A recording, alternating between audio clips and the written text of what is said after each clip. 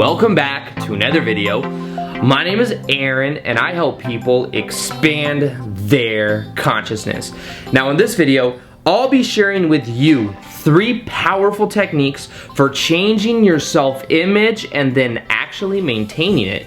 Now I've done videos on this before, but this is going to be the video of the techniques, the practical applications that we can use in order to do this. And let me start off by saying that I think that if you apply these techniques, it can radically change your life in a very powerful way, because it's about changing ourselves from the inside out. And when we change the way that we view ourselves, then we change who we are being, and we change what we project out to other people, which means we get a different response from people. Now, the idea behind our self-image is understand that it is what is called a cybernetic mechanism. Now, it sounds very fancy, but all it simply is think of it like a thermostat in your house. A thermostat is a cybernetic mechanism. You have it set at 65 degrees. If it gets hotter or colder, the AC will turn on and it will revamp it to where you had it set. Now, our self-image in the similar way is a cybernetic mechanism. If you view yourself as somebody that is overweight, that is big bone, that isn't healthy, and you try to go on a diet, what will most likely happen is you'll revert back to that self-image because the self-image hasn't yet changed along with the diet. That's why the only time that really works is when it's a complete lifestyle change, and then everything goes in alignment with it. Now, in order to change our self-image, it's about understanding, and the new information I'm sharing in this video is understanding the patterns that run our life, with also the definitions about how we define ourselves, of who we are. Now, everything in our life is about patterns. Most of what we think is on autopilot. Most of the habitual patterns that we have going are going to continue to perpetuate the momentum of what we experience and the direction that we go in our life. Now, when it comes to patterns, this is about what is called, and the first technique I have for you is called the scramble technique. What this involves is interrupting the pattern of the old self-image, of the old thoughts that go along with that self-image. And in order to do this, all you simply have to do is set like a trigger or something that will interrupt the patterns of you being who you are being. Now, let me give an example for this. Imagine you go out and you're at either a gathering, a party, maybe a dinner, and you're around a lot of other people. And you have the self-image that says that I am a shy person. Now, what you'll realize is that you carry that identity into the conversations, and you'll notice there's a certain pattern of thought. There's a certain pattern of identity, meaning the way you relate to all those other people that are there.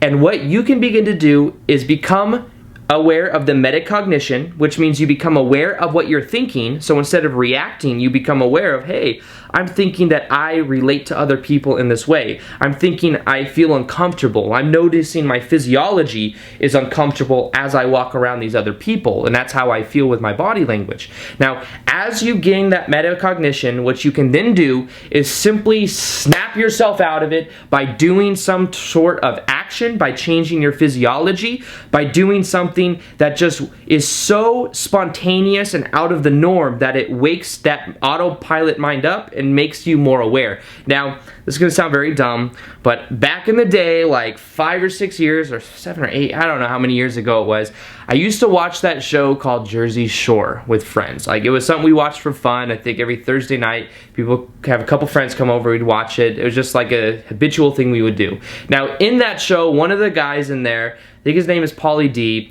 he says, he would say something like, "Oh yeah," he would just do that over and over again.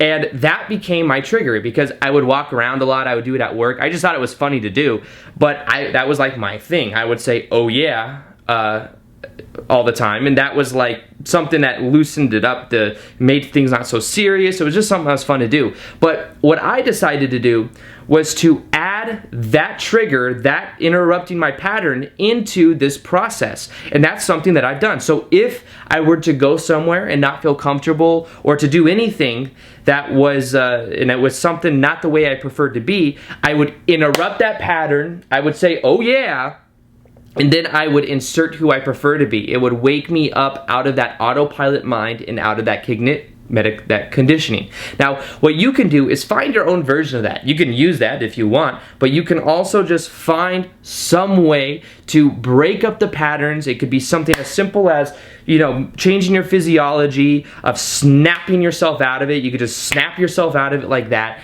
and you could then wake yourself up to how you prefer to be. So interrupting the pattern is the first technique. The second technique I have for you involves taking action and doing it in a way that is inconsistent with the self-image that you currently have. So let's just go on that first example of feeling shy in public. What you could do is simply decide that today you're going to take action, even if it's just a little bit, in challenging that identity. So you could push yourself that you're going to talk to people when it would normally feel uncomfortable. So what you're going to do is when you go out today and you're at an elevator, you're going to make small talk. You're going to start to smile to other people. That will break up the definitions that you have of saying that I am shy, I don't like talking to other people, I can't talk to other people, and it will start to break up that little like limitation that we sometimes put around ourselves, that filter. And then do this consistently every day, and what you'll find is you start to then view yourself in a completely new way. You go from the person that's afraid to talk to people to the person that can talk to people, and then with consistency to the person that likes to talk to other people. You begin to change it. Now, this is separate from being an introvert. I'm not saying being an introvert's not a bad thing, but we can really learn how to become comfortable with talking to other people, and it can start to change the way that we view ourselves. So take action every day doing that. If it is, for example, that you feel like you eat unhealthy a lot and you're not a healthy person and you have a certain self-image, start every day to take action, even if it's something small, with the new self-image. So it could be, instead of eating that for lunch, you drink water and eat something a little bit healthier. You go for a 5-minute walk in the morning. Whatever it is, start to wire in the new identity of who you prefer to be by actually taking action,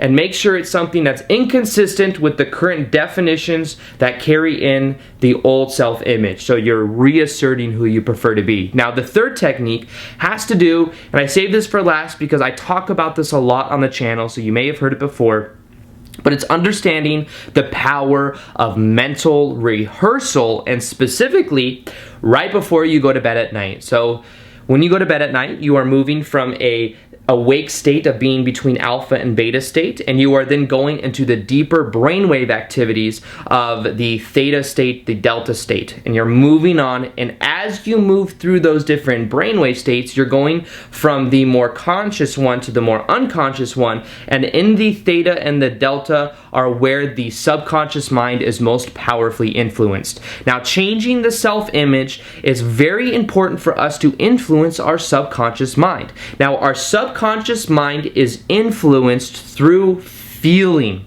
So if you when you go to bed at night, what you can do is, as you are falling asleep, view yourself in the perfect way that you prefer. Start to view yourself in specific situations and how that would feel, more than just the mental aspect of it. Make it about the visceral feeling of you seeing through your own eyes and how you would respond, the kind of body language that you have, how you prefer to carry yourself. And then the trick to this is, as you feel that when you go to bed at night, know that that will be who you are when you wake up in the morning. Meaning, you will carry that version of you with you. You will feel that that is who you are. You will give yourself the emotions as if that is who you are now, and that will be something that carries you throughout your day. So mental rehearsal is powerful when the feeling is evoked, and when you then simply know that that's who you are when you wake up in the morning. And you can do that also not just when you're going to sleep, but you could do it in a very meditative type exercise, but it's a very powerful way to do it. So remember, you can interrupt the scramble with the first technique, interrupt the pattern by using the scramble technique. What you can then do is take action every single day, even if it's just something little outside of the definitions you have about who you are. And then the third technique, you can use mental rehearsal to influence your subconscious mind. So I hope that helps you understand more about your self-image. Feel free to like this video if you liked it, subscribe if you haven't already, and as always, I will see you on the next video. Peace, much love, namaste. Alright, bye.